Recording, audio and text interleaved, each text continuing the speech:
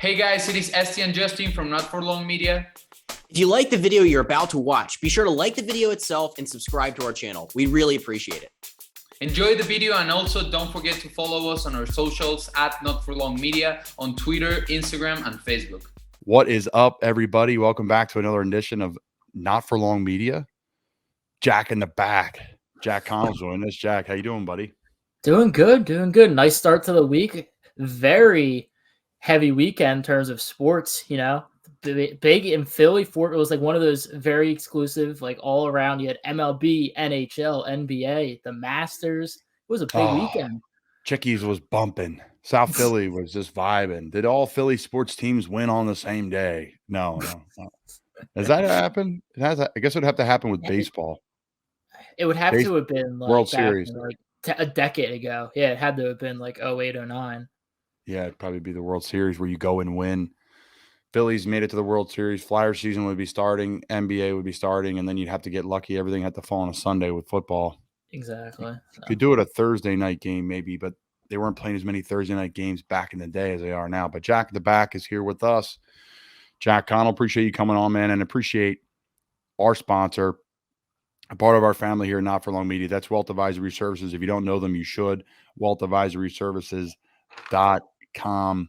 Like I said, and I talked about last week, we bought a house. We have a place in Annapolis, Maryland now. We're really excited to get, kind of start a part of our lives here, and really would not be able to do that without Wealth Advisory Services.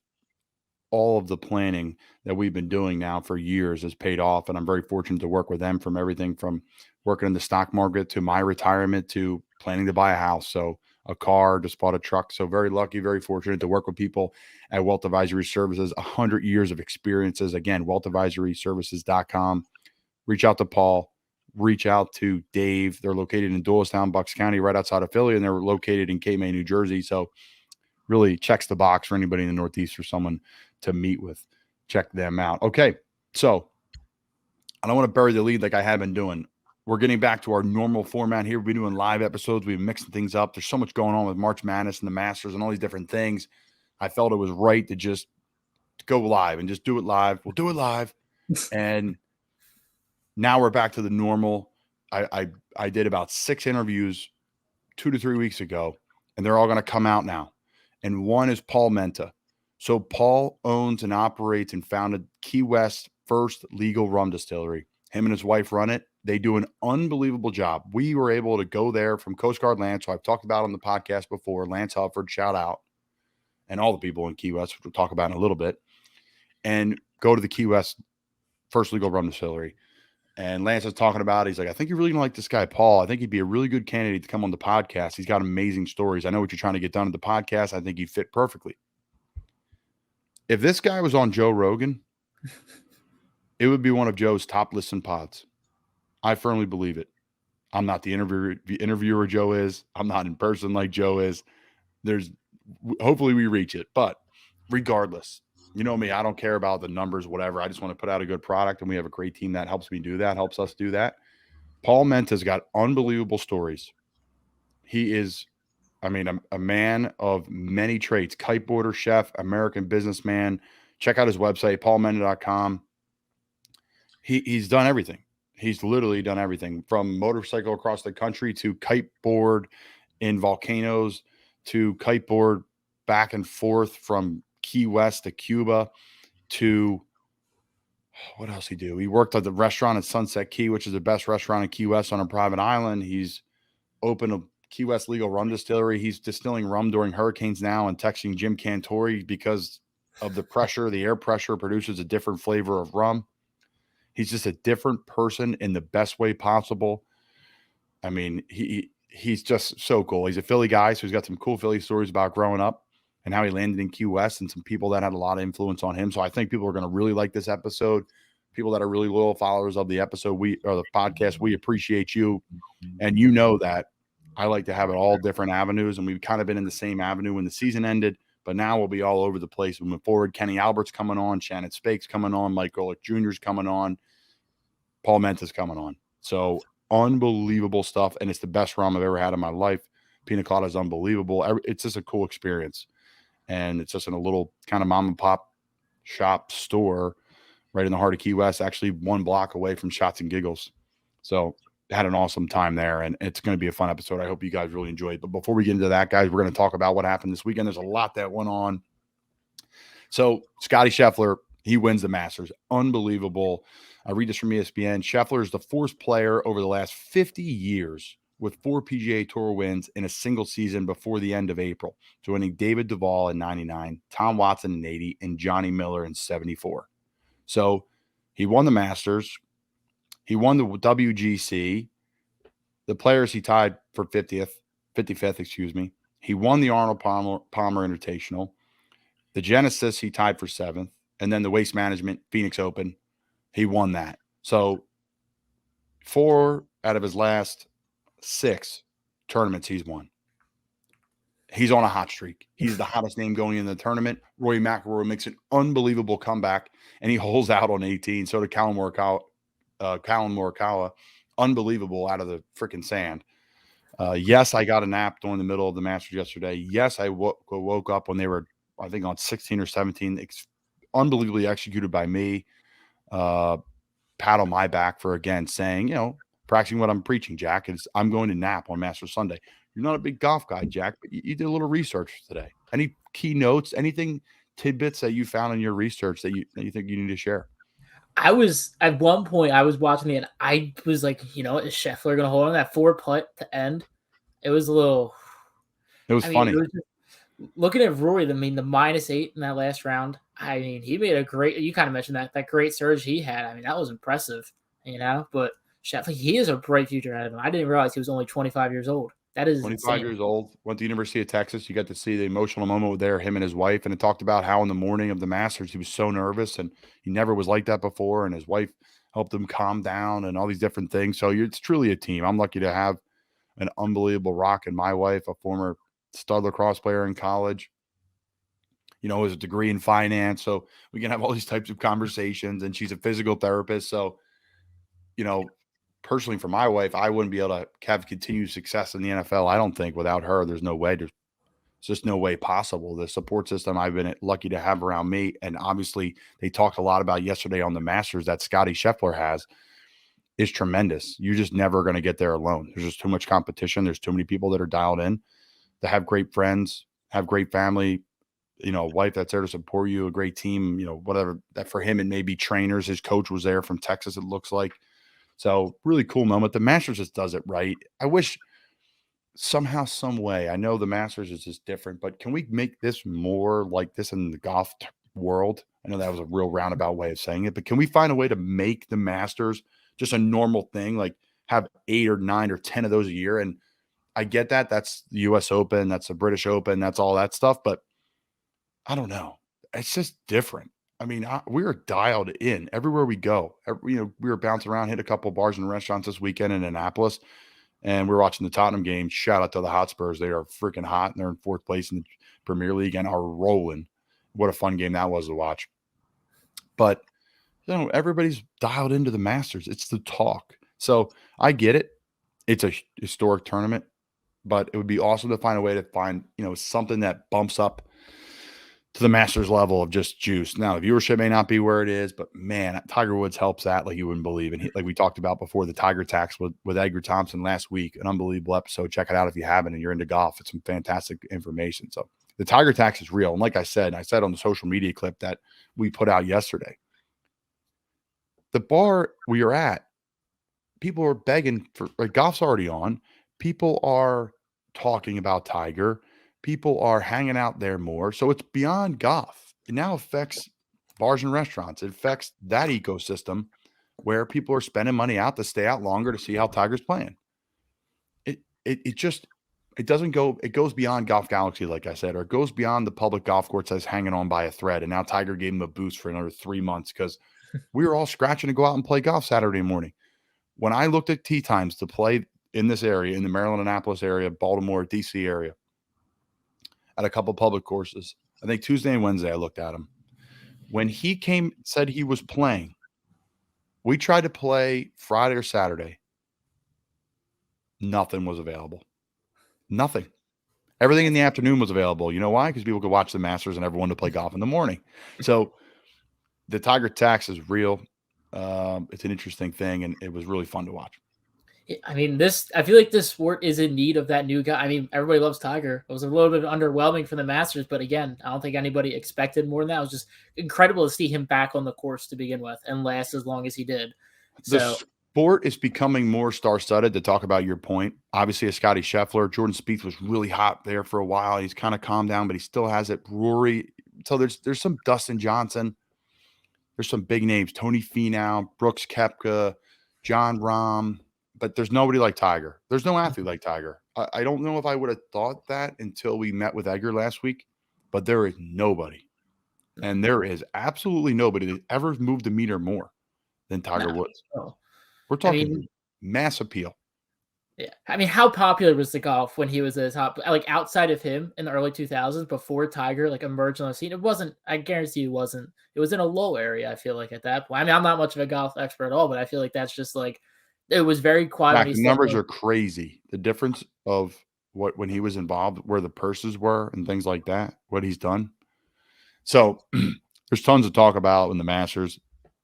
Check in last week more with Edgar because Edgar really dives into it. We get into it. I just let Edgar go. I shut up and let him talk as much as possible. So Edgar was great. Really appreciate everyone tuning in. Paul Menta's coming up today. Unbelievable. You guys are really going to love that. A few more things before you send over to Paul, though. So, Jack, this is right up your alley, man. This is right in your wheelhouse. NBA playoffs. You're a big Sixers guy. Can you paint the picture we have a big Philly following for the Sixers going into the playoffs, and then paint the picture of kind of the NBA and who's hot and who's not moving into the playoffs here. So Sixers fans definitely, I can tell you, have some sort of PTSD going into this postseason. This team is strong. It was riding a very hot streak, and it's just James. The biggest thing with this team and the issue is James Harden. He was very good to start this when he got traded from Brooklyn to Philly. He was very good, very efficient, but he's had a lot of these, and they're not bad games, but he's not the guy he used to be. He'll get 20 and 10, but it'll be on 3 of 12 shooting, and he'll get most of his points from the free throw line, which isn't horrible, but it's just he isn't what fans expected him to be. And would you rather have him? Would you rather have him or a all-star top of Ben Simmons's play? If it was Ben last season, James Harden, but it's just if Ben was willing to shoot, I mean maybe Ben, but it's just Ben can't shoot. Just think Ben's not shooting at all. He is the best version of himself ever. So like it was like probably the All-Star break last year. He was rolling. Yeah. If I remember correctly. Would you rather have the best version of Ben Simmons or this version of James Harden? I feel like I would still say this version of James Harden. Okay. And it's not, I wouldn't say it's the issue now. It's fans are worried long-term because he's got this he's got a player option. He's likely going to want to decline and want a big contract next offseason. And if they get eliminated early, that's a concern. Now in Toronto is probably the most desirable of the matchups, but the issue is Matisse Thybulle, because Matisse Thybulle was suddenly found to be ineligible for the series due to COVID protocols. And he's vaccinated, but he's not boosted. Not even. He only has his first shot, not even a second of the COVID vaccines. Okay. So he's half vaccinated, I would guess. Which is for me, like to make it clear for everyone listening, like everyone, you do you with everything with COVID. Mask, no mask, vaccination, like this is like, and that's how we are, with the podcast. Because the problem is it become political, and everyone also thinks you're a doctor, which we are neither of the two here on this podcast, especially Jack and I. We're definitely not doctors. So do you, man, do you? It, personally with the vaccine, I got it and I was sick as a dog, and it killed me. It killed my training. It really put me down. Now, hey, I don't want to get into it too much, but I feel good. I'm healthy, and life's moving forward. But yeah, it's crazy what's going on, right? Because it's this international league. There's one team in Canada, so that's a big blow. What is his role for the Sixers? Obviously, a defender, a good player. He's tough, but what really does he mean to the team? So after Ben left, and I mean, it was really expected that Thybulle was going to be the primary wing defender, which he has been, him and Danny Green. Now, Danny Green is still good, but he's also in his mid-30s, slowing down. He can't play as well as he used to. So Thybulle was going to be your main wing defender, and Toronto has almost a roster entirely built of the guys that Thybulle specifically was designed to defend. And the rest of the Sixers can't do that well. So it leaves a big gap, and it's almost like, well, you got to lean on your offense more than ever going into the postseason. So the main hope is just Embiid has always, no matter how dominant he's been in the regular season, has always been able to kick it up a notch in the playoffs. Toronto doesn't have that great of a matchup. Pascal Siakam did great against them their last game, but I don't think he's going to be able to contain Embiid at all. And I don't think he's going to be able to play as hot as he did for the rest of the postseason. So it's going to be a tough matchup, but if Philly plays as they should and Harden doesn't take another nosedive, I think this is a good first round matchup. The question is now the second round. Now, the teams that I do like, I mean, Boston, as much as I hate to say it, Boston is very interesting this year. You're a meaty guy now. There's no hate to say it. You know, you can still be a Philly guy, but you're Jack in the back now. No, I'm kidding. I love it. Keep the Philly roots, man. Do you? But Boston, it's weird because they have almost kept the entire same core, but they are now a new beast on defense. Ime Udoka, former Sixers assistant under Brett Brown, he has pretty much instilled a culture of defensive dominance in Boston with Jaylen Brown, Jason Tatum taking over the offense. They are really scary to watch. Milwaukee, obviously, Giannis, Chris Middleton, they are the exact same team that won a title last year. Miami's a one seed that they aren't talked about a lot because they've kind of gone through a slump of recent with Jimmy Butler. I mean, they are still a tremendous force, but I wouldn't even say they're the best team in the East because you have Brooklyn now as the 7th seed with Ben Simmons coming back. Ben Simmons is expected to play in the first round, so that could cause some noise as a 7th seed. They could potentially be the favorite in the East if Ben plays as he has been with KD and Kyrie. Out in the West, Phoenix is pretty much clear the favorite.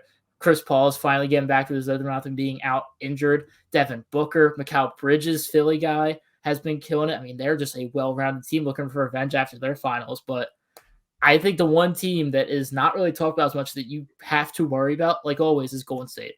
Just Clay, Steph, Draymond's kind of getting himself back in the groove with his injury. But that's the thing with these teams, with these vets. You don't really have to be the best team, right? That's anybody in any playoff. You just got to get in. And I hate the cliche, but it's so true. Just got to get in. You got to get hot at the right time. You got to get healthy at the right time. You just got to get in the tournament. And you know, the NBA, you know, it's funny, Jack. I was watching it the other day, and I just don't get into it like I used to. I used to be dialed in, and I think the Sixers got me back into it.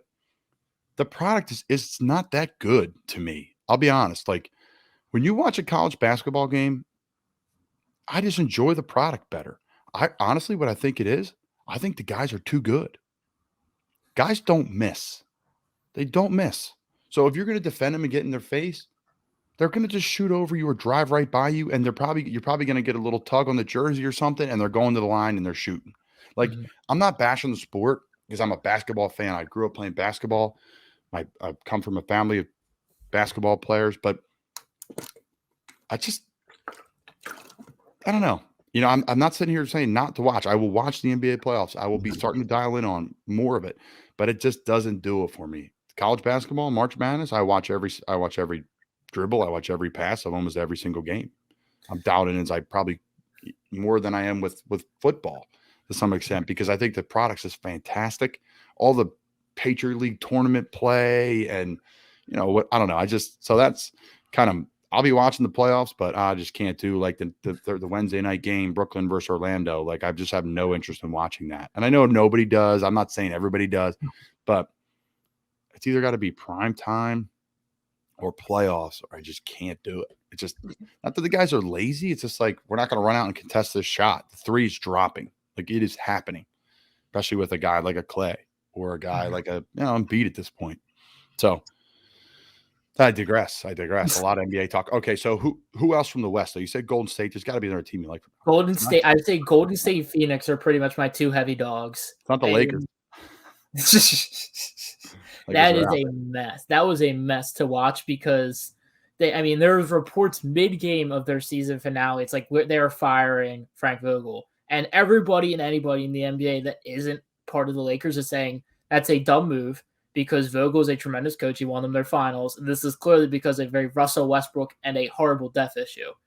And now, Los Angeles, they're kind of trying to change the narrative of like how things are being handled there. It's very interesting to watch because they keep trying to spin the narrative and nobody in the NBA is accepting what they're trying to say. There's like, you were horrible. You made the wrong moves. You're kind of stuck because they have no cap flexibility at all because Russ is still under contract. Nobody wants him.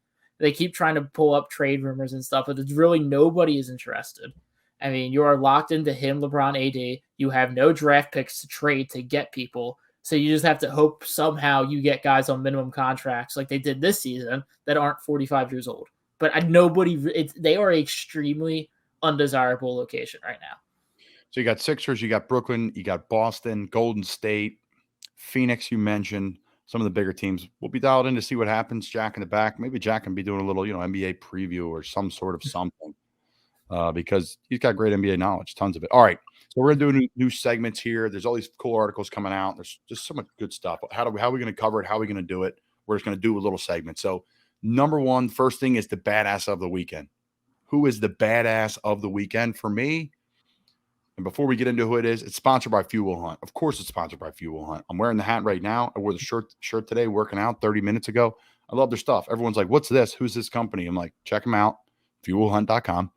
They're freaking awesome. They fast and free shipping and U.S. orders over $100, free no hassle returns and exchanges, money back, lifetime guarantee on all their products. They come out with all new stuff, just all the time. New product. They're trying new things. They cover everything from like rash guards for people that are training for boxing and UFC to just a workout shirt or a hat that I just wear out all the time because I like the material. It's like a dry fit hat material. It's just a great company. I'm so lucky to work with them. They're local, Bucks County, Philadelphia company. Life hits you harder. We hit harder at Life hits you hard. We hit harder at Fuel Hunt. I just love their stuff. I love their banners, everything they do. So to me, they're a badass company. And for us at Not For Long, and especially me, Colin Thompson, I think the badass of the week is Penn State quarterback Sean Clifford. This guy, he's got his shit together. So this is from Front Office Sports. Quote, Penn State quarterback Sean Clifford had mixed experiences with professional NIL agencies. He should have went to Pro Star Sports, but that's neither here nor there. We'll talk about them in a second. So he launched his own company. Limitless NIL is one of the first agencies founded by a college athlete to aid with NIL. So it's one of the first. So it's not the first. I'm interested to see who else did one. Clifford already has 5 employees and 7 athletes from 3 schools per ESPN. End quote. So he's the badass of the week for me. First off, you're a college athlete. I love this, right? I'm someone who supports loading up the plate. Personally, play football in the NFL, have the media company.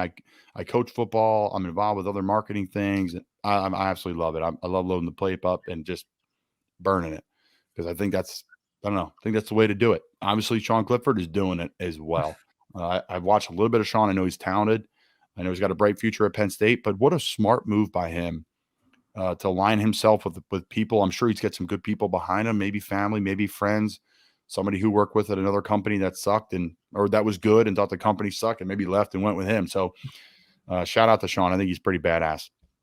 It is tremendous to watch. I mean, one of my things I was thinking when I'm reading this, like we talked about the Bill Russells and everything of like the 60s, the player coaches. I feel like this era, which is how NILs are and how crazy that new landscape is, player agents could seriously just like start to become, you see it. I mean, even if they're like behind the scenes, you look at LeBron James. He doesn't necessarily run clutch, but he's been able to pull in guys to that agency through his friendship and stuff like that. Those connections, that's something I think he's going to see more. Seeing Sean Clifford recruit a bunch of Penn State football teammates, Penn State basketball. He brought in a lot of those guys purely because they knew him and they trusted him with what he was doing. I think that's going to be something big in the future. It's a big word you just said there, Jack, and that's trust. That's trust. That's why we align with people that I trust, sponsors that I trust personally, like people that I use, my agent, my financial advisor, like hats, products that I wear, shots and giggles, like family. So, I mean, that's not a plug. That's just real. He's doing the same thing too. He's like, okay, I don't trust anybody right now. Should be with ProStar, but that's neither here nor there. And I'm going to work with and create my own. So good for him. Kudos to him. Kudos to Penn State for supporting him with it because you can't just do that on your own. I'm sure they helped him a little bit. Maybe, I'm assuming. I haven't done a ton of homework on it, and I just read about it today, and I'm like, this guy's a badass of the week, brought to you by Fuel Hunt. Okay, so our happy hour, happiest moment of the week, brought to you by Shots and Giggles in Key West, Florida, Ann Street, right off Duval Street, right behind Sloppy Joe's. You're coming from Duval Street, you want to stop and get a drink before you're heading to happy hour on the water, stop at Shots and Giggles. You can grab it right at the go window. You can hang out inside with the awesome bartenders. Tell Steve, Hanya, our family over there at Shots and Giggles that we said hi and Not For Long Media. Hang out in the wine room in the back. Hang out in the couch area in the back. Hang at the bar. Stand at the bar. I love staying at the front porch. I know shout out to Ghost Car Lance and TK love staying at the front porch and people watching of all the people walk off the Ball Street. So our happy hour, happiest moment of the week to me is the USFL. Eliminate chains, and they're going to measure first downs with a chip in the ball and a yellow line on TV. Bravo. Our happy hour, happiest moment of the week, brought to you guys Shots and Giggles, is all about the USFL. Shout out to them. So I'm going to read this. The USFL played a preseason game on Friday night that included the debut of its new first down measuring system, which combines a chip in every football and a yellow first down line that fans are accustomed to seeing on TV. Video of it used, I don't need to read that. First down measurements are more accurate than ever. Bravo. And here's why, folks, from my perspective as a player, and I don't think people would really realize this. It's like 6 people, 7 people on the sideline. So if the chains are on your sideline, you have the 2 people holding the chains. You have the person holding the marker where the ball is between the chains or behind the chains, hopefully more between the chains than behind them. Then you have like 3 other people just hanging out with them, the ball guys, all these different things, right? Because they're getting a new ball in or they're getting a K ball in for the kickers to use. Yes, the kickers use different balls than the quarterbacks. So it's people everywhere. You don't need another 10 people on the sideline. There's already enough shit going on. We're trying to get personnels in and out. You know, there's a big change or there's a bomb throw down the field and a guy makes a great catch and we're trying to get a run in or we're subbing guys in and out. And here comes the chain guys kind of running down the sideline. They're trying their best. We're in their way, right? So to me, how can we clean the sideline up more, get people off of it? Plus, it makes sense. There's so much technology in this game now. We do so many different things. It'd be a great thing for the NFL to adopt. I'm sure they've talked about it before. I think they should have it in the end zones. Like, think about this. We have little foam pylons in the end zones. This is the NFL, which stands for not for long. No, thank you, Pat McAfee, for the intro. This, you are doing foam pylons and then having people stand and hold chains, like literally chains, like plastic chains. So I don't know. It's just archaic. I think 20 years from now, we're going to laugh and be like, yo, this is messed up. Now I get it. You can't dig lines in the ground and do all these different things. First off, safety hazard. And then second off, like there's so many events that go on the stadium. So they use the grass, they use the turf. I get it all, but we got to find a way. If it's an eye in the sky, if it's something, because it needs to be done. So to me, happiest moment for me this weekend was seeing that. Huge fan of it. Love what the XFL did with the new rules. Love what the USFL does with new rules. They're not changing the game, but they're adding some good wrinkles that I think the NFL will and should look into. Yeah, I mean, the one thing the NFL has talked about is when the XFL returns next season, they were going to be the rule developmental almost sort of for the NFL. So it's great that the USL is honestly getting a jump on that because I feel like so many times, I feel like every single time there's a 3rd and short, I see at least 5 tweets saying there should be a chip in the football.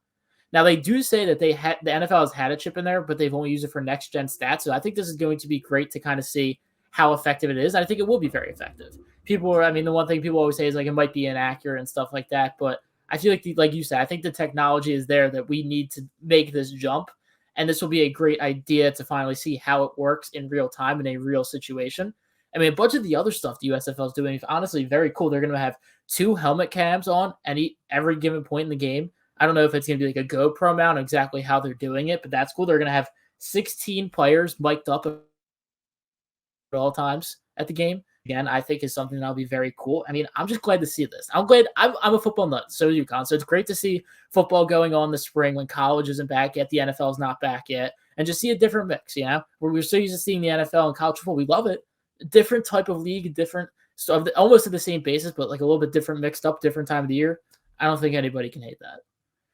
Completely agree, Jack. Awesome points.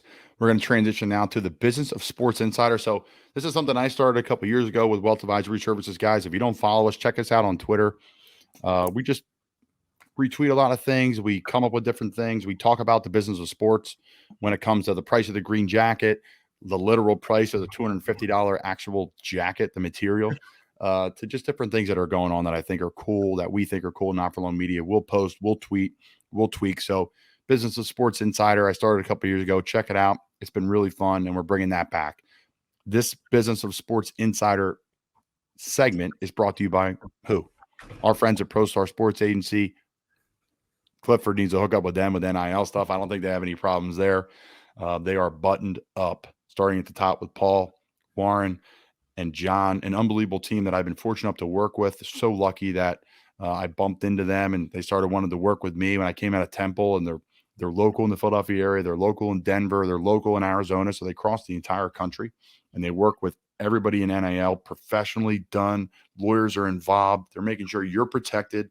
You're not giving up what you're not ready or willing to give up. And you're, bringing money in, which is tremendous for you, yourself, for ProStar. Unbelievable partnership from a player's perspective that I'm able to work with. They represent a ton of coaches, a ton of players. So I'm very lucky to work with our friends over at ProStar Sports Agency. Check them out. They've been doing it for a really long time. Thank you guys for your support of Not For Long Media and for me, because I wouldn't be talking to you today. There'd be no one to listen probably without you. So thank you, ProStar Sports. All right, so the Business of Sports Insider segment brought to you by ProStar is the Masters viewership stats. Really cool stuff from the Masters here. And before I go into that, Jack, let's see here, because I accidentally just took down the tweet. That's fantastic work out of me. Great work, Colin. So we're going to delay. We're going to professionally segue into something else before I bring the tweet up. All right, Jack. NBA players. Does Joel Embiid, this is great Philly, just like so Philly. Is Joel Embiid a better Sixer than Allen Iverson? That's tough. I honestly think the answer is decided this offseason or this postseason, actually.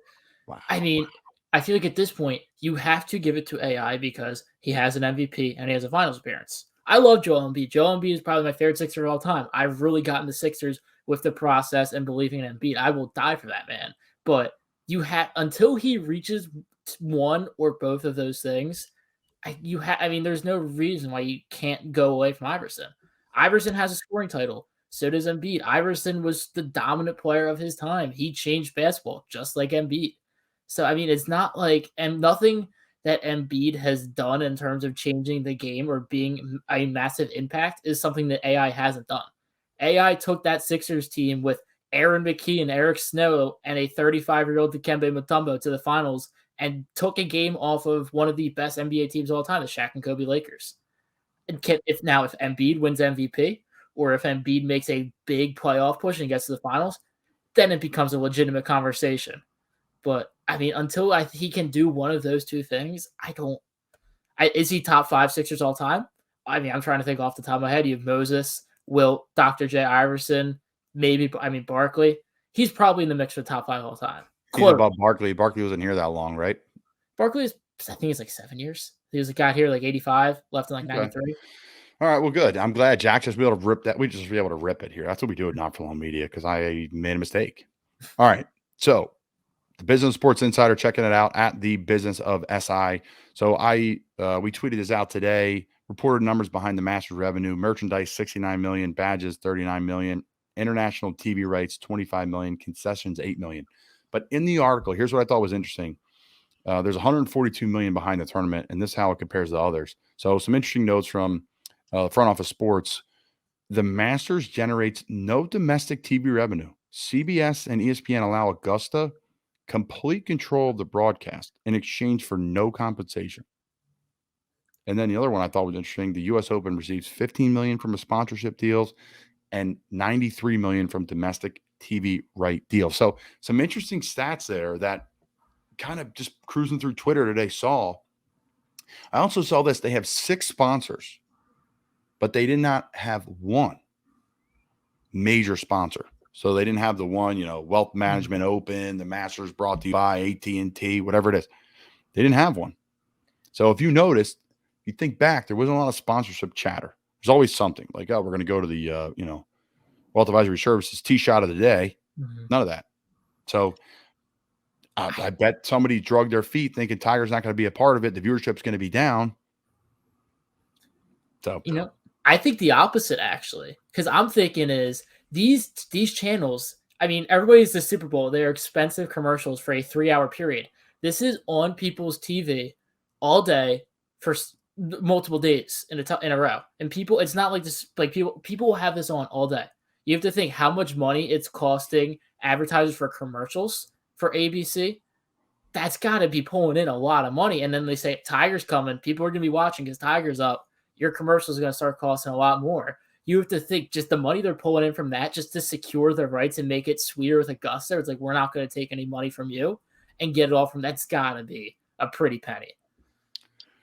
Yeah, it's interesting, but it's really not on all day, Jack. It is Thursday and Friday, but I think the rest of it doesn't come on until 2 or 3. So it's only like 6 hours, 7 hours. I hear you, though. That is much longer than a normal game. Super Bowl's that long, though. But to not have official sponsors is very interesting for the Masters. I thought that was somebody's like, crap, Tiger Woods is playing. And he played all 4 days, which is huge. So they probably said, we'll take a year off. We're not going to spend the bazillion dollars. So that's a good point. It's interesting stuff from the Masters. Check out the Business Sports Insider. We really appreciate all our sponsors. The main sponsor, our family, our friends, Wealth Advisory Services. Check them out, wealthadvisoryservices.com. Again, the best in the business of what they do. Few Will Hunt. Love working with them. Shots and Giggles, Key West. Check them out. The best bar in Key West. And then ProStar Sports Agency. Very lucky to work with so many people that I believe in, and they believe in me and us at Not For Long Media. So I'm going to send it over to Paul Menta. Jack, great work today. Jack in the back, as always, setting it all up, giving some great just facts, NBA stuff. We'll be dialing in on that. Is AI better than Joel Embiid? Maybe we'll save that for the offseason when times are a little dreary in the summer. Is Carson Wentz or Nick Foles? No, I'm kidding. So that's a Philly radio day right there for you. Appreciate everybody. Paul Menta, you're going to absolutely love this interview. I'm going to send it over. Shout out to all the friends in Key West that are just in this interview that we talked about, because you guys mean the world to me, my family, everyone here at the podcast. And, you guys make the off season wonderful for us and support in season. So very thankful, and enjoy this interview with Paul Menta. Thanks for everyone who dialed in with us. Like usual, Jack, I don't just send it over. Thank you to everybody on Twitter that dialed in and watched this. We go Twitter live with these guys, so stay tuned to our Twitter with that. So without further ado, Paul Menta. All right. So we have the great Paul Menta in the house today. How you doing, man? What's going on? Doing good. Yeah. Another day in the man. life, right? Key West, Florida. Can't beat it. Yep. Just got out of the water. Finished up work a little early. Went for a quick swim. No wind. Got to get the swim in. Kind of keep everything moving and loose. At 56, man. It's kind of like sometimes I fall from the sky at like 50 feet. So you got to make sure at this age things are. Like you kind of like, I watch you, I've seen you kind of go, wham, bounce. Like me, I kind of go splat at 56 and kind of thud, where you party on the next night and they're like, yeah. Next day I'm like, oh shit, I'll tell you this, the older I've gotten, the more it hurts. And, it's always hurt, but you bounce back a little bit better. And I two things. One, you said water. So you're Philadelphia, which I've came to find out after doing some studying on you. We didn't even talk about this when we met in person, but that's neither here nor there. And then secondly, the pool is an unbelievable thing. Now I know you're probably swimming in the ocean, I'm assuming. I swim in the ocean, but I also have in my backyard, because a lot of times I end up done with what I'm doing or it's nighttime. And in the last couple of years, man, during the pandemic, even when I went out, man, I was getting bumped a lot. So I put this FitMax pool in my backyard, which is like 9 feet by like 8 feet wide, but it's got this piece over it, and you put a harness on your waist and you swim. It takes up no space. I mean, you know how space is down here in Key West. And man, I mean, that thing kicks my ass, man. I mean, it's great. When you said you're getting bumped a lot, what are you getting bumped by? Tarpon, sharks, something, bigger things than me at night, which is kind of like, you're just like, shit, normally I don't get that as much. In the last couple of years, I don't know if it's the baiting closer. I mean, listen, they're out at night, they're there, and I have an area I swim in, and at nighttime anymore, it's kind of like, maybe this isn't a good idea. Yeah. Yeah, that's a little sketchy. So what's a day in the life for you today? Because I know you're running around, you have your hand in so many different things. We're going to get in the Key West First Legal Rum Distillery. We're going to get into the kite surfing, but we keep it loose. We keep it light on here. You're training, you're doing a bunch of different things. You have your hand in so many different events, but what's a day in the life of Paul Menta? Usually it's trying to figure out how I'm going to organize it. It's like it's a juggle, but it's cool because, I was I grew up in Philly. As a kid, I ended up not getting invited back to public school. And I ended up, of all places, I was I played a lot of soccer. I was, unfortunately in Philly, I was fighting a lot as a kid, and it just kind of was the whatever. And I ended up in a Quaker school of all places. So nonviolent school. My Where'd you dad had, in media. Oh, Yeah, in media I went. So probably the only kid in a Quaker school whose dad has a gas station and had a license to carry. So, but they were, I look at it as they were amazing people. First of all, they introduced me to Key West when I was 16, brought me down here and said, you know what? When you're in the ocean down at the shore or in the rivers in Maryland and doing all your stuff, you don't get any trouble. As soon as the winter hits and you can't go on the water, big problem. So you need to live in a place where you could be in the water all the time. And man, they were so right.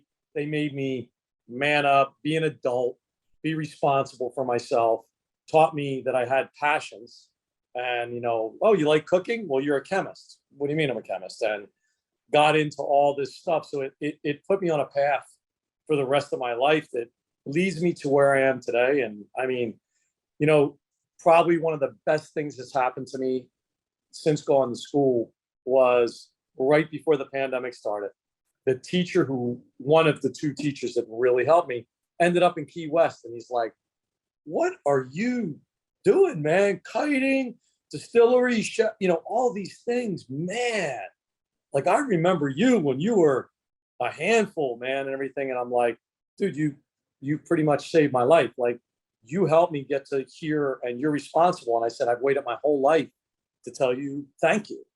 And he was like, what? I never thought I made any difference in anybody's life back then. I'm like, well, you changed my entire life and everything I'm doing right now. My son, just my life, everything.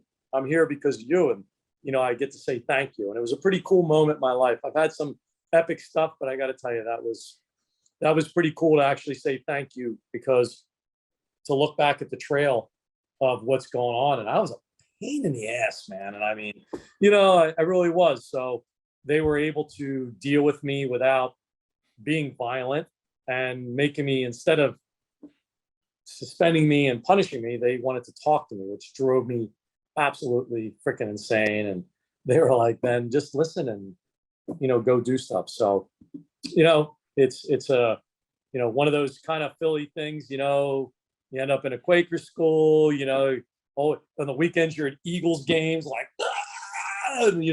obviously as a kid you learn to fight because, you're usually pissed off with the Eagles or whatever else your dilemma is, with Philly sports teams and stuff. And I love that you went to Temple. yeah, went to Temple.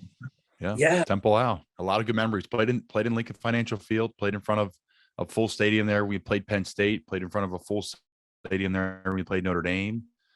What a great city, what a great venue, what a great place to grow up. I grew up outside the city in Bucks County, Pennsylvania. But still to be able to go to the games as a kid and see the environment and see the passion, the standard of what it is to be a fan and the things that come with it, and the ups and the downs and the fanhood. It's a cool place. I'm still a Philly fan. I'm not really an Eagles fan, but I support them. I always have. I have friends that play on all these different teams now, so it makes it even easier. But let's peel it back. Let's go back to, you mentioned your dad a little bit. Can you speak about your dad, your family, your impact on your life that kind of got you to where you are today? Yeah, I mean, my family that's right behind me, I have them surrounded all around my kitchen. My family, some grandparents came from Sicily. So, Italian market area, hard workers. Like, you worked from when you're younger. So you gain this work ethic. And I was able to balance it by, I also want to play. My dad was a mechanic. He owned gas stations and mechanical shops. So I learned to be a mechanic at a really young age, which is a skill I still use. I hated it because I had to be a mechanic during the day. And I wanted to be in the ocean or doing something else. I wanted to be a mechanic at nighttime and stuff like that. And eventually I was able to, balance both that. I worked on Harleys. I've had my same Harley since I've been 16, got it outside right now. So the ethics of my family really taught me a lot. I'm the third. So my grandfather was Paul J. Menta Sr. My dad was junior, all first generation boys. I was the first generation. I was the third. My son was the first generation.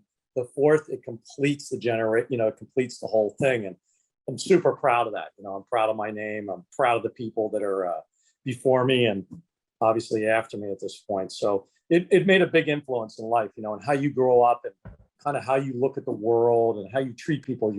Your handshake is everything. It's your word. Contracts, you tell people you're going to do something, you do it. And when my grandfather used to explain it, like, hey man, you're not just putting your name on the line, you're putting our name on the line. So you're going to do it. Even if you regret it, you said you're going to do it, come through with it. And, and that's it. That's strong. The Menta name is a strong name. And, you guys believe in it, the empowerment, the things that go with it. I want to transition now to talking about your Harley. You went across the entire country in your Harley. Can you talk about that a little bit? Yeah. One of my best friends, we got our Harleys, and that was just an epic thing, like to have a Harley and everything. I mean, used to get pulled over by the police, PA state troopers, off the bike, on your face, because if you're on a Harley, you're in a gang, and because it wasn't like it is now. It wasn't doctors and lawyers and all that stuff. And we go, so it doesn't matter, statute of limitations. We used to go scalp tickets down at the Spectrum for a guy, and then they would let us in the concerts. So we get to see so many concerts, right? We'd have our Harleys.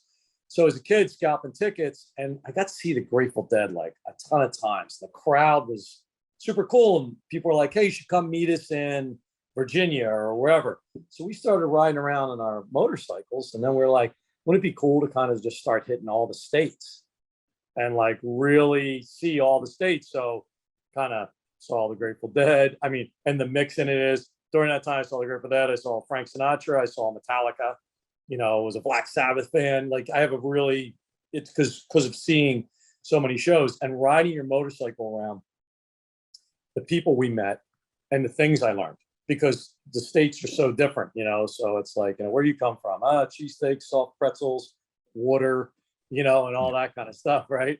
And you learn. It was a real good education on. I love cooking, so seeing what people are eating, what the culture's like. If you had long hair, you weren't. This is in the like mid '80s, so how you were treated. It was a little bit different time still then, and being on a Harley and people thinking, what are these guys going to be up to and stuff.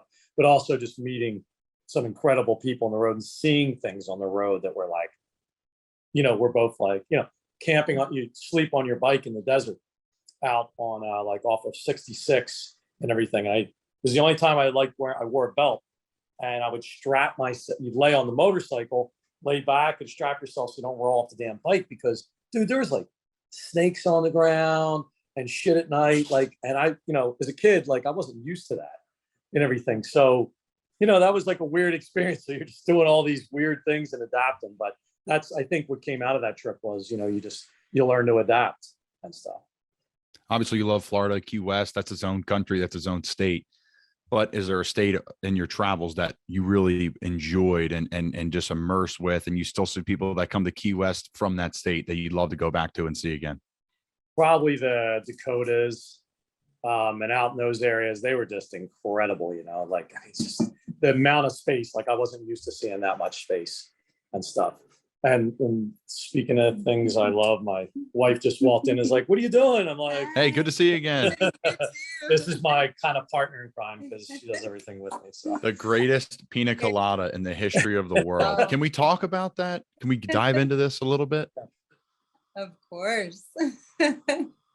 It's chef's made. It's it's made from scratch, which makes a big difference for sure. So that's the biggest secret. We had 3 that day, full disclosure, and bought about 3 bottles.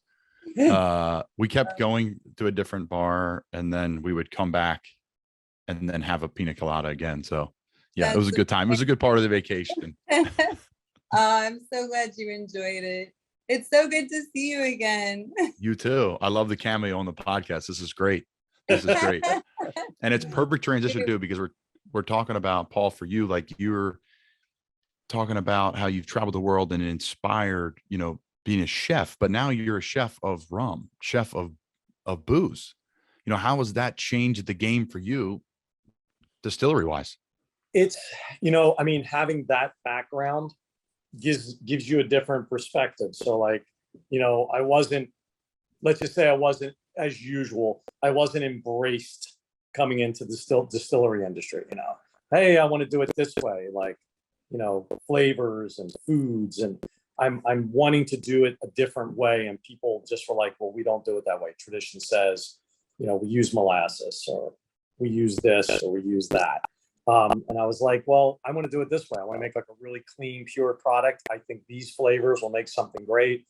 I want to put my barrels in the ocean because salt curing these barrels will be like making beef jerky or like a cured salmon. The flavors will be really strong. You get rid of fresh water, which is a bacteria that eats flavors. So I'll get more flavor out of the barrels. And people are like, this guy's an idiot. Like, I asked a question. I was in a seminar, and after the second time, the guy's like, please, I don't want to say that you're wrong or being dumb. And I was like, hey, I don't care. Call me. I've been called an idiot before. Usually means that you just don't have an answer for me. And that's why I'm, generally an idiot. And we actually, some of our first advertisement was, it said, what idiot put a chef in charge of a distillery? And we described why we were so idiotic and what we were doing, and at the end, it ended up making sense. And the culinary world mixes so well, and that's why our core company is called Chef Distilled. And I really believe chefs make really great distillers because we just bring a different look to it, and we're worried about flavors and qualities. And yeah, we get over creative and we mix stuff, but in Key West, they're like, you're going to end up having to waste something. I'm like, not in Key West. Everybody will drink something. Alcohol never goes to waste in Key West. So, and the thing cool about Key West, and it's home away from home. Obviously, we know Steve Kivy, Hanya, the team, the family over there at Shots and Giggles. They are a family of mine, and my parents have been going to Key West for 40 years. The one thing about Key West is booze not go to waste, and there's nothing short of people being philanthropists. And you're a philanthropist. I said it right the first time. Talk about some of the stuff that you guys are doing at the distillery and raising money for all these different things you guys done over the years, or awareness. It's one of those things when you do something like this, like cooking, it's like, okay, I'm cooking. Everybody eats, everybody loves to eat. Not everybody loves to drink. You don't have to drink to live, just it's a great bonus. It's great for a celebration. It's great for good and bad and all those different things. So for me, I ended up having a bit of a moral compass in the beginning with this. Like, hey, how do I want to approach this? Can I make alcohol actually do some good? And it's a lot of different times, talking with Crystal, or, hey, this is going on, these people need help at the Samuel's house, or they're trying to get money together for these families and everything. I'm like, well, hey, man, we have like a special product coming out, or something like a hurricane's coming, and the pressure is going to drop, and I can make this insane alcohol that I can only get out of a hurricane.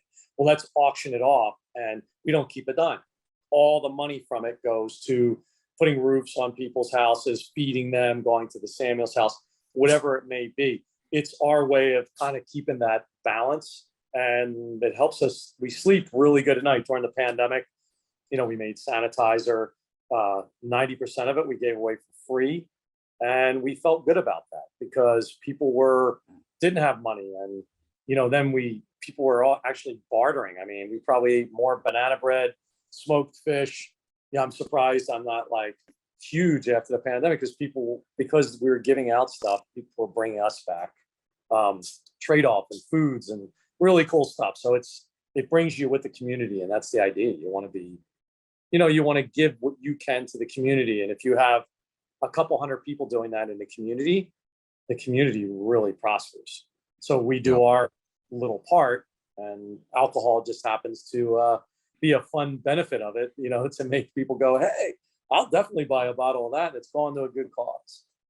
So. Key West is so unique because it's such a strong locals base. People just rip through Key West on a weekend, drive down from Miami, fly in, whatever it may be. You're there for a week. You just party at all the spots and you leave. But when you get time to spend there and get to know the locals, it's an unbelievable place. Not everyone's from Key West. 95%, 99% are not from Key West. You're from Philly. Kibby's from San Francisco. Hanya's from Annapolis, right? So everyone's from all over the place, but it's such a unique place to go and just enjoy life for, it's a lot of the similar minded people. It's an open-minded place. There's places to eat, there's places to drink, there's places to travel, there's places to jump in the water and put a hole in some fish or get some lobster. You've had restaurants there. Can you talk about that journey of having restaurants, in Key West and being a chef in Key West? You worked at Latitudes, one of the original chef there, the restaurant out Sunset Key across from Key West. Can you talk about the food business there, the food scene, and some stuff you've been a part of? When I went to culinary school, and then after I got out, I wanted to be, you want to be that chef. You want to wear that hat. And with that big white hat comes this big, huge ego. And, I got very humbled in South America, doing some work down there in the summer, learning that they only had chicken for the week. And this woman cooked chicken 7 times. It was the best. On the 7th day, I still wanted chicken. It was that good. And I realized, wow, poor people cook better than this rich, kind of pompous kind of world. I've met thousands of incredible cooks in my travels, and probably only a very few on this hand, actual good chefs that I would consider a chef. I'm somebody that works it, doesn't sit there and look pretty and scream and yell at people and treat them like shit in the kitchen and, and do all that kind of stuff. So for me, having that kind of balance when I work down here, I could have my lifestyle. So I go out on the water all day and then go at work at night and just throw it all out there on the line and be cooking. And as I wanted to do my own thing, I did Sunset Key out there. But before I was doing Sunset Key, I was doing a lot of chef stuff. And after that, I'm like, wow, I opened up Cuban Coffee Queen. Everybody's like, but you're a executive chef. You were at the Grand Cafe and you were there. And I said, yeah. And, I'm Cuban Coffee Queen helped me buy a house. Like, they're people massive in Key West, folks. Huge. Yeah. It's the spot. People want simple and really good and homemade. And that was more cooking like my grandmother did, and like we cooked at home. So it was much more familiar, crock pots were my best employee ever. They worked all night long, never made a peep and stuff. And, so it's kind of, that's where it kind of started, Amigos Tortilla Bar. I opened up, back then it was Help Yourself, which is now Date and Time. It was an organic place. I mean, kind of all over. I love doing all the kind of different things and seeing people react to it and stuff, and definitely have traveled enough to be able to have been immersed in the cultures. I could say, well, I'm not from Mexico, but I can make really good Mexican street food. And instead of competing against, a culture, we competed against the taco. I'm like, all right, let's make it square so it'll hold more. Let's make our own tortillas there. Who's going to deny us and say, well, you're not Mexican, but hey, this is really good, because I learned to cook for some incredible, Mexican families and stuff like that. So such an incredible journey. There's no better gift than travel. And the nice thing about Key West is we can kill a lot of birds with one stone when we go there. With football, it's hard to do a lot of traveling. This year, we were able to do some more honeymoon. Then to go to Key West, you get to try a million different things, different cultures, meet people like you. And, we had an unbelievable tour. Can you talk about the history of the distillery? Talk about kind of what you guys are all about. It's easy to look it up online and get a bunch of information, but to hear it from you, talking about, the hurricane and the pressure of the air and how you can make different product and, the philanthropy you're doing and, this the quality people you have working there. It's such a cool place. yeah, I mean, you're nothing, in this kind of business, you're nothing without the people that surround you and stuff like that. Obviously it's easy enough with my wife. She's stuck with me now. She married me, and, we gotta, during the pandemic, it was me and her. We had to kind of like push through it, and just work. And we got completely schooled and re-educated, and we're able to change things in the business that we probably wouldn't have been able to change. It would have taken us another 5 or 6 years to learn that we learned in a year under fire. But, we have a really good staff, so we treat them well. We started out, the distillery started out in 2013. Actually started out in 2012. It takes you about a year and a half with the federal government. You have to have everything in place. So you technically go into business, but you're not allowed to sell anything. And, it's a struggle, because when I got ready to open, there was a very tall female black state trooper who came and approved me. And I jumped when she gave me my thing on her and was like, oh my God, I love you. And she's like, stop hugging me, sir. You know, please get down, because she was way taller than I am, like kind of jumped up. And, you know, and within 10 minutes, I was the happiest person in the world. And then I was the most frustrated person in the world, because then the federal government called me when they received the fax she sent in and said, hey, listen, we're getting ready to shut down tentatively the federal government in 30 days. So we're not issuing any permits right now. You're going to have to wait until this is resolved. And I sat there for 4.5 more months. I mean, I had zero budget left. I mean, I was prepared for hurricanes, extra expenses, all this stuff to open, but not for the government to shut down. And I mean, so I just kind of sat there. There was no happier person when they opened back up, gave me my permit and the first bank deposit I got to make, because there was a line out the door. People wanted product, because I didn't think we were going to open, man. I mean, it was touch and go. You're just like, hey, I don't have the money, but people were really cool and worked with me and, you know, helped us get through it. So then we just went on, man. And you just keep powering through. And it's going to be 10 years next year. And I'm like, can't believe it. You know, we have 11 different brands now. It's like an ice cream parlor, you know, for adults. You got to have different flavors, right? You know, got a dark rum for somebody that likes that. You have one that's dark, but not with wood, like the Bad Bitch rum, you know, and then you have to have the coconut, you know, different flavors that we can make all ourselves. So it's just fun. You know, like when you guys came in there, I love when people come in and they have an interest. You want to show them around. We love giving people tours. We love them learning about a specific way that we do it, that it's made in Key West, that it's a product of Key West. It's an American-made product done in Key West. We source as local as we possibly can and just try to do things, you know, sustain it. We're not even, you know, we got some award before. They're giving us a green award. And I'm like, I don't keep it. I don't want it. They're like, when you recycle your water, your trash comes in, goes out. I'm like, you know, in 1930 in Key West, that was just called good business and a better profit margin, because you're not wasting things. And I think we got away from that and we forgot those things. And there's a lot to be learned by that.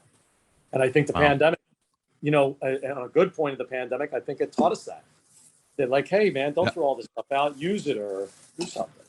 Yeah. No, there's interesting points. I've talked to so many people now, post pandemic. I kind of started the podcast in the pandemic. The podcast, I mean, the pandemic, obviously a catastrophic thing for our world, you know, but personal notes and going personal again with the utmost sensitivity to everything that happened in a negative form, business wise and mental health wise. If you had, you know, a good foundation, it was really strong for you. I firmly believe that, you know, if you can, especially down in Key West where you guys are out on the water, you're doing different things, you're attacking things instead of, you know, maybe I'm in a cold environment or I have to stay inside all the time. You would have been in so many fights in Philly, man, if it was during COVID. Yeah, we were blessed to be here. I mean, for sure. But, you know, as much as, you know, I really think as bad as the pandemic was, we also I saw so many acts of kindness and amazing things, and not just here. I saw it all over the United States because we're connected with so many different people. And you saw these things happen, or you do something and somebody else goes, I'm going to do this now. And you watch this kind of steamrolling kind of thing. And you're like, you know, wow, like maybe, you know, I had some really good friends that passed away during this. So that part of it just sucks. And I would do anything in my might to change that. They weren't deserving of anything that happened to them. And these were healthy ass people, man, make me look out of shape and overweight, you know, and they had some underlying stuff that even they didn't know about and everything, you know, but at the same time, without saying all that, it divided people, but then brought people together in communities where, you know, you might not agree with what everybody's saying in Washington or here and there, but in communities, people had to come together because, you know, once things get really rough, you got to turn to the people who are around you and say, hey, I need some help. And people start supporting each other. The restaurants got their ass kicked up in the Northeast. You know, I mean, and when it got cold, okay, well, you have to eat outside. Okay, well, I had friends that spent $100,000 on putting heaters and stuff outside. And then they say, we're closing down the outdoors, you know, and I'm like, hey, man, like, I get that we don't know crap about this stuff, but like, quit guessing. I gave them the first 6 months to guess. And then my sense of, niceness was going away, because it was like, hey man, we got to start doing something to find a balance, because we could be like this for the next 5-10 years. And you can't live like that. You got to figure out a way to kind of get through it. Yes, seriously trying times for sure. And there's so much more to deflect and go into here. But before we do, I want to touch on this, because you mentioned it. I mentioned it briefly, is what a hurricane could do to some rum, because I thought that was so cool and such an interesting part of our tour. And again, the tour guys is fantastic. Check it out when you're in town, but continue. Sorry. I mean, I guess I'm the only one excited to see a hurricane come. I mean, everybody else is like, oh shit, they're evacuating and I'm making fermentations, because it's a pressure thing. When the pressure drops, the easiest way to think about it is, the copper stills. Copper is a malleable, soft, kind of porous material. So the lower the pressure gets, the more pressure it puts on it, the tighter the copper becomes. And it means the vapors I get at the same temperature, because we're at sea level and the pressure drops so low, I can get a higher vapor temperature. What that equates to is I get flavors I can never get. Pear, black truffle, because it's found in our yeast, really different flavors. That's very noticeable. At one point when we had some stuff, we were letting people try what we had. It's our normal clear rum, and then the stuff that came from the hurricane, just to go, here, we want you to, and they were like, oh my God, this is absolutely completely different. It's caramel, it's pear, it's all this different stuff. And I love science. And, I get to meet people like you through the distillery and stuff like that. So you meet these people, you become friends with them. Jim Cantori's one of those friends. So I'm like, Jim, I want to make rum, and like the pressure, I think this is going to work. What do you think? And he's like, Jim likes rum too. And he's like, I think it'll work. So then I'm calling him and he's telling me, you need to get over your place. You got to be there by midnight. You got to start. Everything's got to be going by 1 a.m. So I got like really great people coaching me, and, and it worked. And then, you get this product from that you can only get in Key West. It's got to be during a hurricane. I mean, it's crap's going sideways outside, and you're in there running, rum, hoping the power lasts long enough that you can get the batch through and stuff like that. Now, look, during Irma, we didn't have power for a month. So we were kind of running it before, and then just stuff sat for a month. We were flooded in there and everything. So, but I rode up on the roof, which was apparently at the time the vice president flew over, wasn't at all. I had an orange paint. It said, save the rum. And, and they were like flying over. Those guys okay? What do you need? And I was like, ice. We've been drinking warm rum for weeks, and so you have your moments, but people love that stuff, Yeah, man. Keep Key West fun and keep it weird. It's the best place. I love it.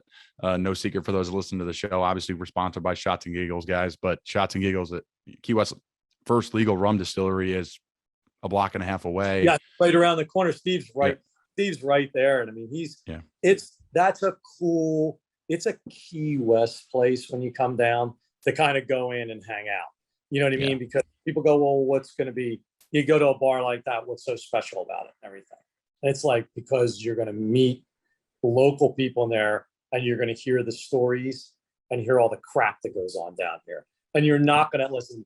There's other great bars that are very famous down here, and you can't even hear yourself thinking them and everything. But you're not going to get that locals edge of like, oh, you're not from here?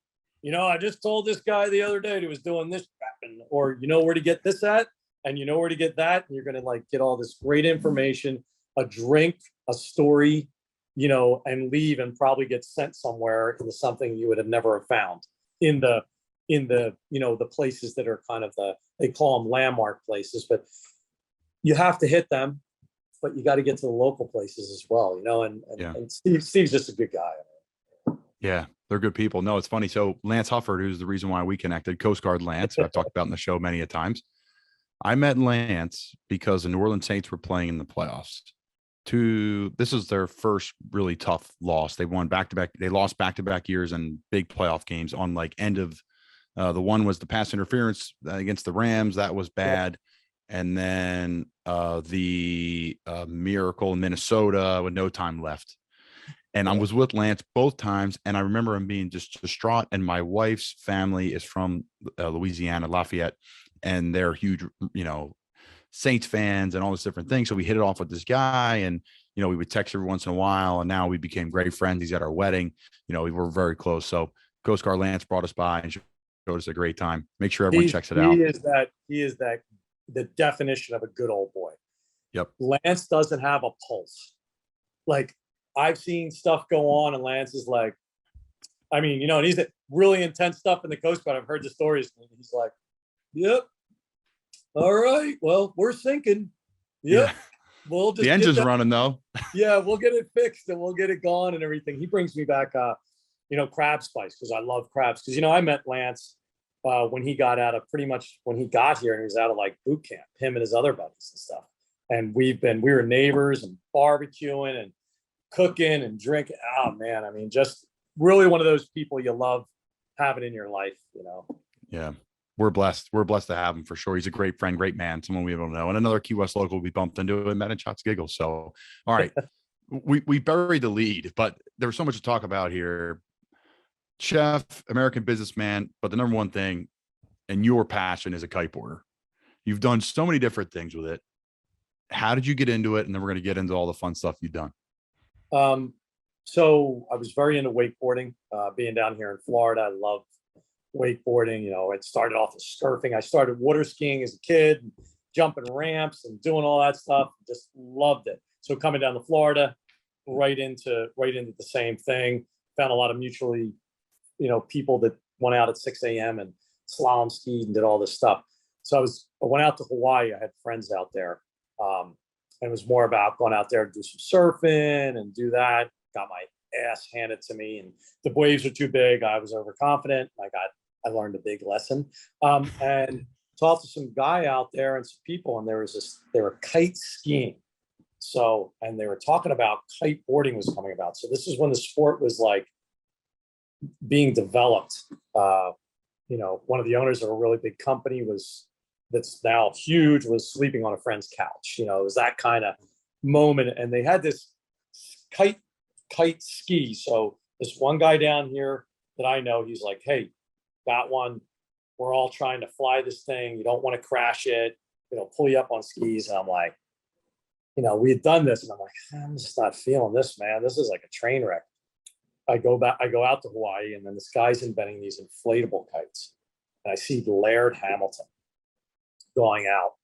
He's talking about using it for towing, and Laird's like, dun, dun, dun, no harness, just holding on to this thing, blazing out in this crazy wind. I'm like, now that's cool. I got to get into this. So that's how I got into it, and really got into the sport and walked Smathers Beach, probably 1,000 miles learning it, going up and down that beach, up, dry downwind and everything else. I ended up writing instruction manuals for it, teaching it, then teaching instructors, helping insurance, and traveling around the world, being able to do it and doing clinics and competing. But competing, like, I had a son, man, and competing wasn't going to pay the bills. So while everybody else was out partying, I was going to bed and getting up early and teaching people before we went out to actually compete and doing these clinics, because I had to make a living as well. I left my chef job at Sunset Key and took a year's hiatus.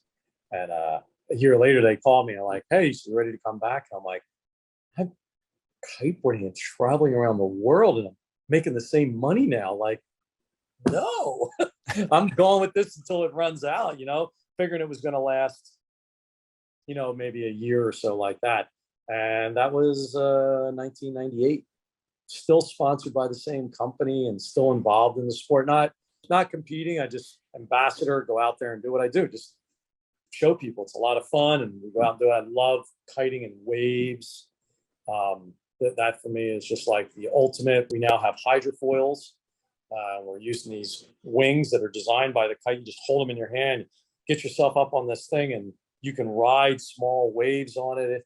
It's insane. It's a lot of fun. It's as extreme as you want it to be. I've broken probably, 15 bones in the sport and stuff like that. But you can also just do it. It just really, it's like anything. Like, I watched Laird surf, 50-foot waves and stuff like that.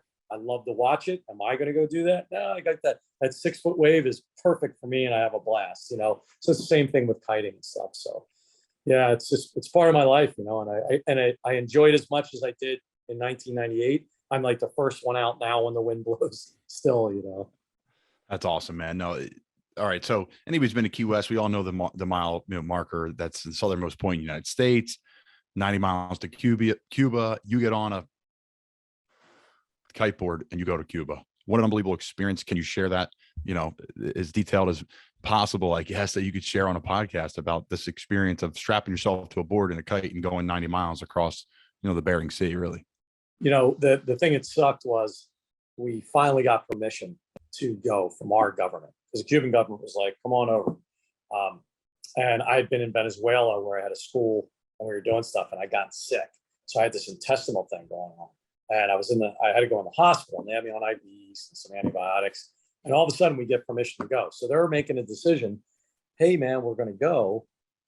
So we're going to have to just go without Paul. I'm like, what? Like, this is my dream. Like my idea, like the old mayor of Key West water skied to Cuba like a very long time ago. So that was always in my head. Like, I got to kite to Cuba. I got to do something. So I kind of, you know, I went out of here, got myself out of the hospital. I said, you guys aren't going anywhere without me. If something happens, keep going. Let's go for this. So the next day we went, but one of the boats had an engine problem. Guinness says when you leave, you can't touch land or you can't touch a boat or you're disqualified. So we were 7 miles offshore out by the reef going back and forth for 2 hours waiting on one of the main boats to go, because Dave Calvert had this big catamaran that was coming across with us, and then we were waiting on one of the fishing boats. So he finally gets out there and we take off, and the wind's just getting bigger and bigger. And by the time we got out to the Florida Straits and the Gulf Stream, like, I never have been in something like that. We could see the way we were judging things, because you couldn't go straight downwind. We could see the mast at the top. Now it's a 40-foot cat.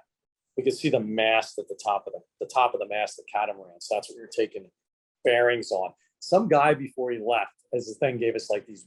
They were like a plastic watch, just was a compass. We were all like, I'm like, it's kind of stupid, you know. And I remember saying that thing was like, okay, we're still heading in a southwesterly direction. I know I'm okay, because it was hard to communicate with everybody. You would just go, you'd be going and the wind's pulling you, go up this wave, and it's like going up a mountain. You start to go over it, but the wave drops and you're all of a sudden in the air like, and you're doing this. So instead of going 90 miles like that, you're going like this. And I mean, the amount of miles that we actually probably logged was ridiculous. I remember, I'm doing this for my son because we want to get our name in the Guinness book, and I want to motivate him as well and be like, Menta, our name, and that thing. And then I remember seeing Cuba, right, it was like, okay, there it is. And I was feeling pretty weird. I didn't feel good. And then I guess apparently finally I just collapsed, my body shut down. I was kind of, I don't know, kidneys, something, like I was sick. I was very dehydrated. And so things start shutting down. I passed out. So I was being drugged in the water. Thankfully, probably I don't know, maybe I stopped breathing because I was underwater for a while. So I didn't drown. And when they got me, this one guy, and they got me into one of the boats, and they got me, and then they gave me CPR and stuff like that. I guess like the the Baywatch thing, because there's like 2 girls from Red Bull there. That's why I remember seeing it. I opened my eyes and I'm like, what's going on? And she's got like Red Bull, and I'm like, don't pour that in my mouth, man. And I'm like, but you spit up, the water, it comes out. I don't really remember anything. After that, there's a video. They were shooting a documentary, and they try to talk to me, and I don't remember that. So it's really weird and kind of freaks you out a little bit, because you stepped on that line a little bit and everything. So, I was like, okay, to my son, like, that's over with. Took me a bit to recover from. I did that. You go do your own thing now. And it's funny because the next time I was like, going to Cuba, I'm going to bring my rum. I want to be the first rum runner going to Cuba. And people are like, oh yeah, you're the kiteboarder. I'm like, yeah. They're like, how was it? I'm like, I took a sailboat. Wow. It's way easier on a sailboat. Well, it's not as extreme, but shit, that's a lot easier, man. So, you do things. I mean, listen, I'm sure, to get where you're at, you didn't just get there because they were like, hey man, cool, you're just good. You got to like push, run, hit, train, push yourself to limits that you didn't even think were possible and stuff like that. And we have a choice in that stuff. We make our own choice to do that. Once in a while, we make a bad choice. So not always a good choice, Yeah. No, I mean, to play football, for the years that we played it, the years that I played it, now I'm doing the math since I started, was 12 years old. I'm 28 now. So, 16 years, of hitting, and guys start younger than me. I mean, yeah.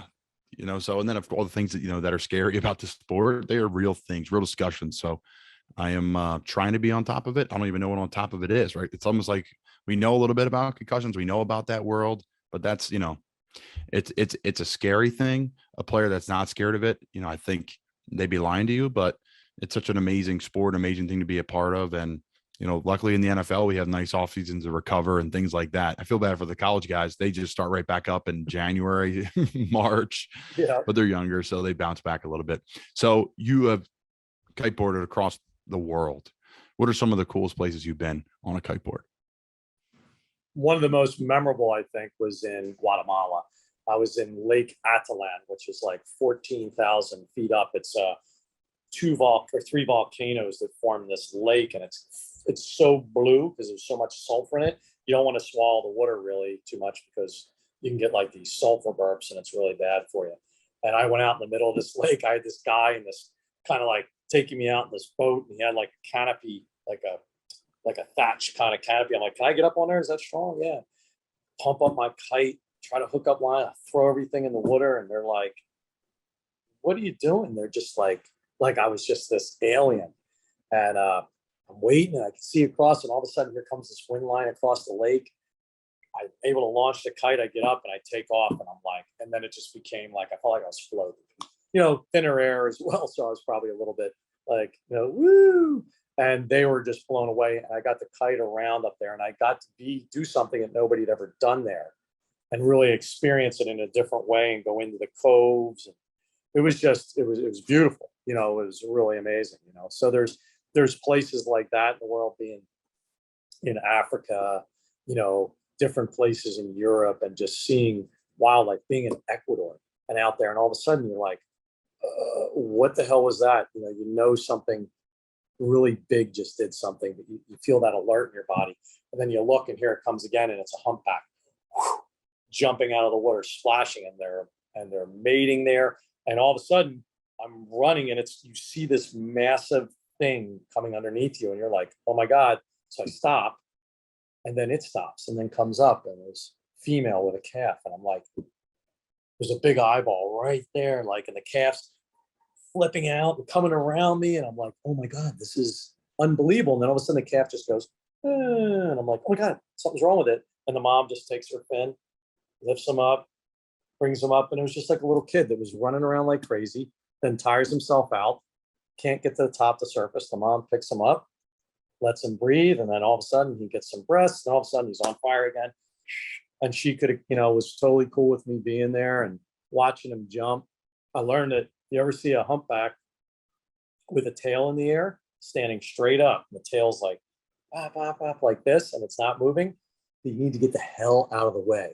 Because that's a female saying to the male, I don't want to mate with you, so I keep my tail up in the air. And humpbacks, I guess, get whale balls. I don't know. They get very frustrated. So they start jumping like crazy, like mad. And it's really, when they jump, that wave will knock you over. So it's an insane thing to be this little minute thing out there. And this is going on in the water. So those kind of experiences, like, all the other stuff, riding waves and everything is cool, but it's the experiences you get. I think that make it, they're so memorable. And I just think, you're lucky to be taken to all these places in the world and see that part of it. No doubt. And a few more questions for me as we wrap things up. So you've done a lot of fishing, diving in your life. Any fun, cool stories from those days that you tell frequently, the good old fish stories? I mean, I love spearfishing. My wife spearfishes with me all the time. It's awesome. unfortunately, she kicks my ass usually. You know, I'm like, hey, check out this I just shot. And she's like, cool. I just got this one, you know, and I'm like, oh, okay. You know, and we've had our shark encounters out there and, you know, and all that kind of different stuff. We're, you know, we go out lobster and love that. Everything free dive. We don't really scuba dive. We prefer to be able to move around, and it's kind of like yoga under the water. And we had to jump out of the boat one time because there was such a bad storm. Lightning was striking everywhere. And we were underwater holding our breath, and lightning hit so close. And I remember after it hit, we looked, and all the fish, as we jumped, all the fish, there were some big fish down there, and all the fish went. So everybody jumped, and me and my looked at each other like, holy shit. You know, it wasn't just us. You know, nobody likes lightning. You know, underwater or above water, nobody likes it. So, because sources confirm everybody hates lightning. Yeah. And what a great thing to have you know, the Atlantic Ocean, the Gulf down here, to have a refrigerator like that, where you go out, you know, we don't go out and slay the fish. We're get a couple fish, 2 lobsters, you got dinner. The fun part is when you're hungry again, you can go out and do it again. So, yeah, it is an awesome place. All right. As I wrap things up, you have a bone to pick with the state of Florida. You have a bone to pick with the strawberry shortcake. Can you explain that? Oh, man. These people, geez. Yeah, you know, so, all right. So now the governor just went over to Plant City and made strawberry shortcake the official dessert of Florida. And key lime I pie. lived in Plant City. I lived in Plant City when I played for the XFL Tampa Bay Vipers. They put us there. It was the huge strawberry festival they have going on. It's concerts. Yeah. It's a massive event. Continue. I've been there. It's small town USA. There's lots of, I mean, listen, the bill the reason they did this was a bill for the farmers. So we all love farmers, man. And who's going to vote against farmers and stuff? So this senator stuck the bill in there so they knew it was going to pass. It was a great way to have a ringer to get it in there, you know, but I'm like, okay, but you know, like 90% of the menus around Florida have key lime pie on it. I don't see any strawberry shortcake. So, you know, why not make it the cake of Florida? Because they make key lime pie, not the dessert. So we were trying to get this, and they just thought it was great and became funny. And we're like, well, then we're going to make it the official dessert. And we were going back and forth trying to keep humor with it. So they passed it. So we asked the city commission, they voted to make key lime pie the official dessert of Key West.